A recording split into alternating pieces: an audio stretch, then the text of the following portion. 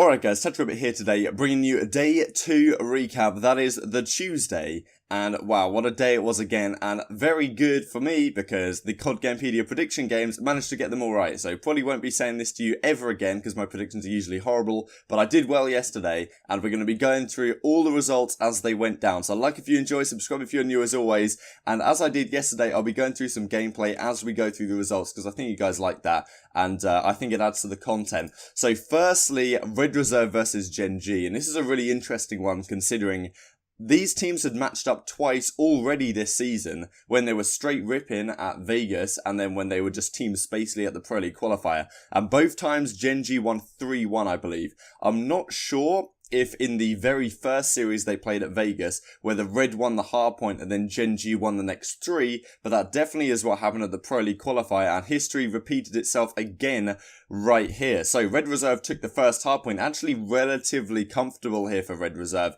See on the scoreboard, Joe was just going off this map. Once again, all these screenshots are credit to EasyMac. I'll leave a link to his spreadsheet in the description box below. It's really quality content. So yeah, you can see Joe went off in this first map number 1. Scraps did pretty damn well as well. And yeah, Maniac was dominating, but couldn't quite get them back into the game. But the Search and Destroy was comfortable for GenG. They were never behind in this game. Red Reserve won a couple of rounds, and this is the thing with Red Reserve. When I was watching their game against Reciprocity yesterday, it really did look like they just turn up against the European teams. Scraps was going off.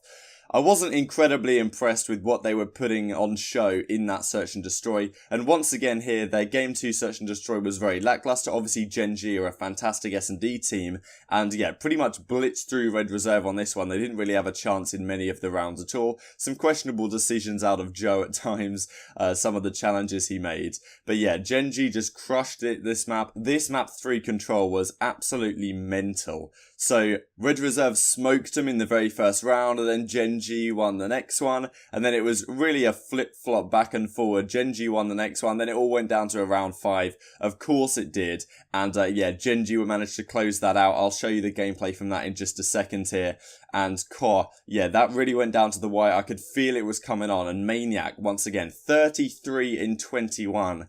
This guy is just mental. He doesn't miss with the Annihilator. It's crazy some of the shots he was hitting, well, with any weapon. And then map 4, Red Reserve really couldn't get into this one, and it's exactly what I saw at the Pro League qualifier. Like, after GenG won the control in a round 5, I think on exactly the same map, after they won that, they just ran away with the game 4, and it seems like Red Reserve's kind of confidence or whatever was a bit shattered here. They were up a very early lead. You can see 78 to 11 here after hill number 2, but it was very quickly turned around, and yeah, they just crushed it the rest of the game. Once again, Maniac 26 in 18. I think he started off something like 3 in 10, and then he finished 26 in 18, which is pretty remarkable. So yeah, that was the first series in the night. Let's go through some gameplay. Alright, so this is round 5 of the control. If Red Reserve had won this one, then they'd have definitely had the confidence and the momentum, I guess, in their favour going into map number 4. But when GenG took this one down, it really did kind of feel like it sealed the deal for me. And Nagafen did this earlier in the round. He pulled off this crazy flank all the way through,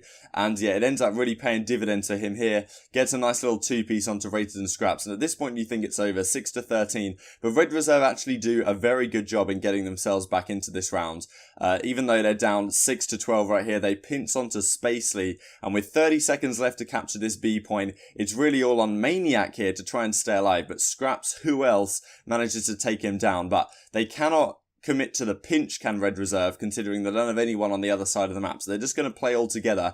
But what happens here is Joe does manage to get full streak. 0 takes down 1, and after these trades come in, it's 4 to 7 in the live count, but Joe somehow manages to get streaks here, and with 4 to 6, this is so doable, but the streaks just don't do anything. That stupid bridge was in the way, I guess, from their perspective, and Maniac manages to sneak through and take him down, and the round is all but over at that point. And yeah, that GenG victory going up 2 to 1 there. Okay, so moving on to the next series, we have Midnight versus Evil Geniuses. And this was unbelievable for Midnight. This was a hot 3-0. Well, at least map 2 and 3 were pretty hot. Map number 1 was a crazy comeback. Look at the box scores right here. 160 to 58 at one point, and they come back and bring it to 250 to 222. They weren't in the lead, as EasyMac rightly pointed out on Twitter yesterday. They were behind every single hill up until the final one, which is pretty crazy. I'll show some gameplay from that in a second. Royalty had a fantastic map. Brack really took over and got streaks, and Parzelion honestly is making his case as one of the best ICRs in the game right now, because he was going off this map, and yesterday as well. It was great stuff, really, and incredible comeback for Midnight. You don't really see these amateur teams now. Of course, not amateurs anymore by any means, but a lot of the guys on this team are rookies. Yeah, Envoy's been around since Advanced Warfare. You know, Llama God's definitely been around a long time, so I guess there is some sort of veteran nature on the team. But the fact that they've been able to figure out to play as a team this well, and they're so good at getting streaks. They have a really good main ICR and Parzelion.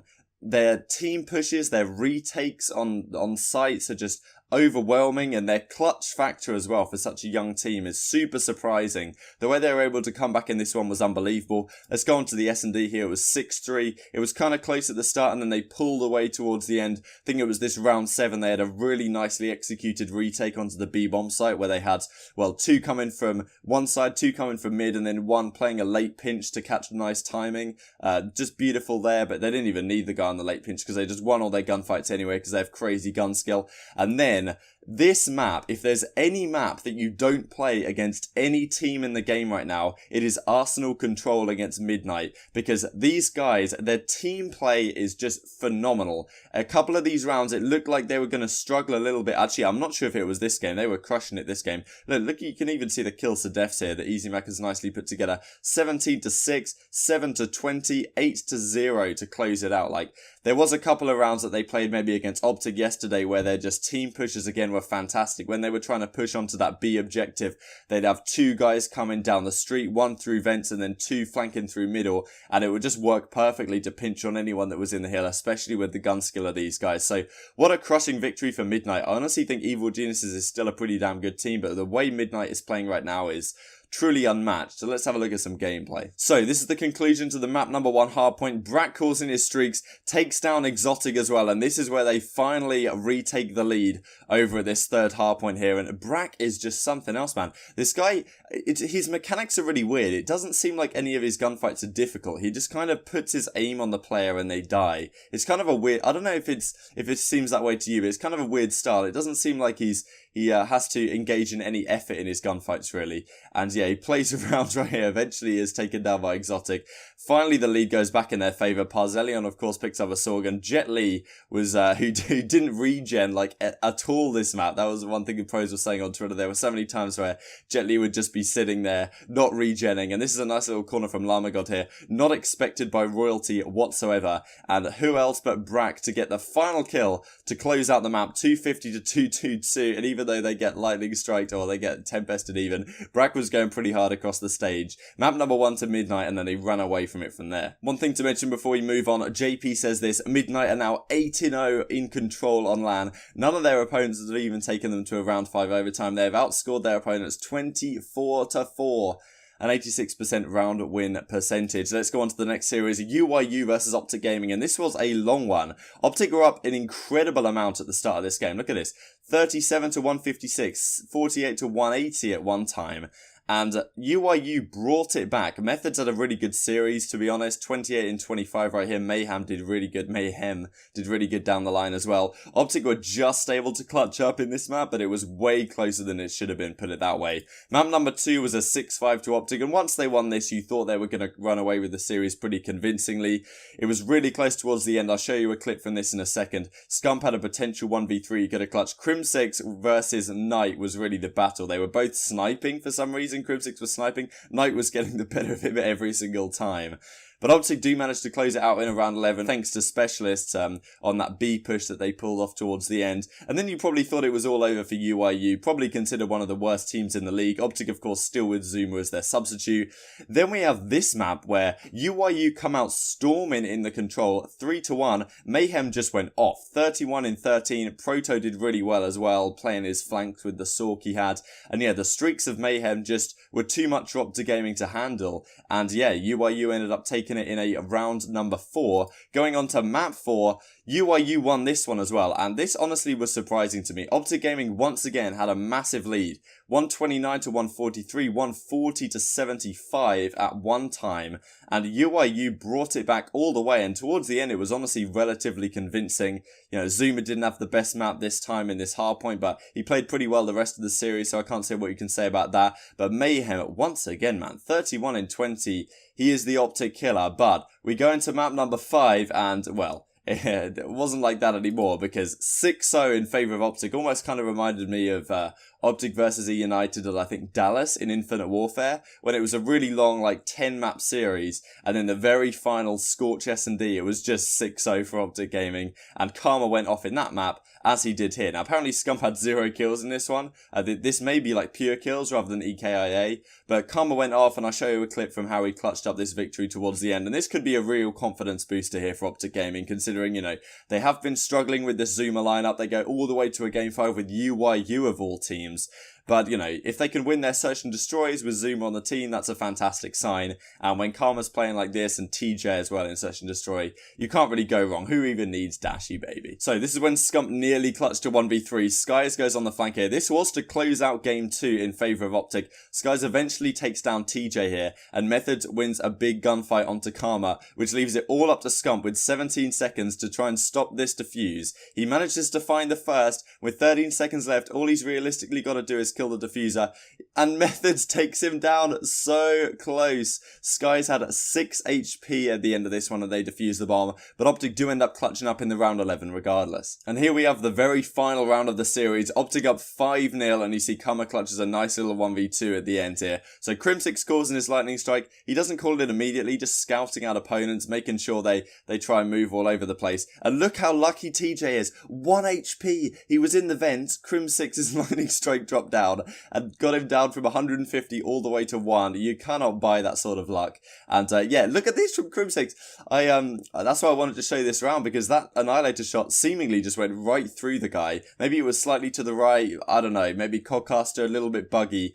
But anyway, the trades go back and forth. It's a 2 versus 2, and OpTic Gaming are heading straight through mid. Mayhem and Skies, who really were their star players throughout the series, looking for some information. Skies is going to get it, and they're going to head over towards B. And I like what OpTic do here in terms of how they plant the bomb. You can see that number 6 in Scump, he plants it on pretty much the far left side towards the back spawn. So you can see it right here. It's planted on that far left side, which means you can see it from back at that little gold hop up, which is where Karma eventually clutches the 1v2 from. It's very easy to see from back there. It's very easy to jump spot. And, you know, they're just holding hands here, running around. Mayhem and Skies are retaken from the same side. Scump eventually gets caught out by Skies getting into this corner. But, of course, Karma takes down Mayhem.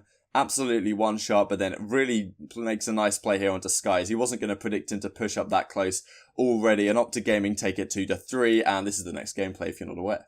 So before we get on to that, let's go through the box scores. Luminosity, Reciprocity. I was the only one of the predictors on Gamepedia to predict Reciprocity to win this one, and I kind of fancied it. Even though they lost to Red Reserve yesterday, I thought they were still a pretty decent team, and Luminosity, I had no idea what to expect from them, so I just assumed that Reciprocity were going to find a way to come back and win this, and this was an incredible map number 1. I'm not going to show this entire thing, maybe I'll break it down on a later date, but they were down 174 to 76, and it really wasn't looking good for them. Similar situation to what happened against Red Reserve yesterday, but they bring it all the way back. They get streaks. Wuskin goes off with the Annihilator towards the end, even though he didn't have the best game. Zed was crushing it the whole time. The real standout here, I think, was Denz. He was getting 2 pieces left, right, and center, and even though he had so many deaths, there was so many impact kills. Formal and Gunless were going off this whole series. Formal had 39 kills here for the loss, which is just tragic on their behalf, and 250 to 236 to close it out in Reciprocity's favour. Map 2, 6-3 in favour of Reciprocity once again. Zed went off. This was a kind of closely fought affair, but towards the end, Reciprocity ran away with it no problem. And I honestly thought at this point the series is probably over. Well, I definitely thought it was over when Reciprocity went up 2-0 in the control. But of course, what can you expect in the round 3 of the control, I think, or maybe it was the round 4. They invested basically everything they had, even though they were down about 5 or 6 kills on the lives. I'm pretty sure it was round 3. They could have just saved all their equipment for the very next round, and they would have had defense, the defense advantage, and all the specialists. It would have been very likely that they close it out, but instead they made a really risky play to invest them. It doesn't work out for them. Formal got some mad two pieces to save everyone. Gunless, once again hard carrying. John had a good map here as well, and they bring it back 3-2, do Luminosity. And at this point, as a European fan, you are really worrying, man, because you know what it's like with these European teams. And guess what, baby? Map 4 Hardpoint was another one. Look at these box scores. Reciprocity were dominating 210-98 at one time, and at this point you think there's no way they can possibly lose. And once again, just like that Midnight Evil Geniuses match, 250-242, the only hill they won on was the very final one. And once again, Formal just has a fantastic map here. Classic actually went off as well and got streaks at times, but he didn't use them to the best of his ability. But still, they managed to take the victory here, and that is just a massive throw from Reciprocity. And I honestly didn't think they'd have the ability to regain going into game number 5, but I was mistaken. 6-4 Reciprocity towards the end. Formal went 15-6 for the loss. Classic and Slack did not have the best performances by any means. Wuskin and Tommy did very well as well, and they clutched out a few rounds. Formal was just crushing it. He was the only player competing really on Luminosity's side, and Reciprocity taken in a game 5. Let's have a look at some gameplay from that match. So this is the comeback that Luminosity had in game number 4. I was tempted to show the comeback from Reciprocity in game number 1, but I thought I'd give Luminosity their due because Formal especially just dominated. Look, he gets a 2-piece from the window right there. Only 8 points away from victory are Reciprocity, but Luminosity even managed to break back into the hard point, and Formal was just getting 2 pieces all over the place. This guy just takes over the game when it matters right towards the end.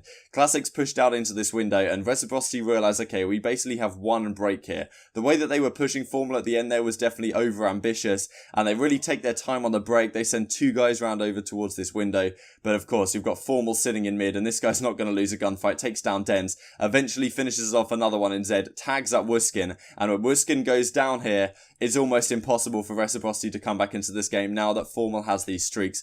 What a guy, man. This guy is just going off, and it shows good things to come for Formal throughout this season, I think. If maybe Luminosity still don't look perfect, I think they still need maybe another change or so, or something like that. Definitely arguable that Slacked or Classic should be the ones to go, because I cannot see you getting rid of Gunless, Formal or John. It's just not going to happen, is it? Slacked would be the obvious target right now. But Formal just turns on Tommy again, and they end up closing out the game. This is game number 5. I thought we'd just hop right into it here. This is round 10, of course, and Reciprocity do a nice thing here. They head over towards the A-bomb site. Zed pulls out the War Machine, which is good as like a zoning tool. He's just firing them off. He doesn't really expect to get a kill here because, Tommy also has his Gravity Slam and Dens has his Tempest, so they can expect to get kills in that regard. But Zed just popping his War Machine off left, right and centre, just zones them back and allows them to get this plant down. Tommy over towards mid here. He's the one that makes the play to really win this game. And Luminosity, they don't even risk trying to go on a flank. 3 from one side, 2 through middle, but that's not going to work when you've got 200 HP against you, and you also have a Gravity Slam ready to go. What is Tommy doing? He punches the floor, eventually hits the Grav Slam, and that leaves Gunless all alone, and he's going to get taken down here with the Tempest, and that spells the end of the series. So that's it for this video, guys. Hope you guys enjoy. That's the recap of day 2 of the CWL Pro League. Reciprocity come up with the goods towards the end. So before I go, this is the match schedule for tonight. We have Reciprocity GenG match number 1, LG versus UYU, Midnight Red Reserve, and EG versus OG starting at, well, the stream start times are on your screen right there. So I hope you guys enjoyed. Like if you did, subscribe if you're new as always. Leave all your thoughts and predictions, all that good stuff in the description box below. Thank you guys so much for watching, and I'll see you next time.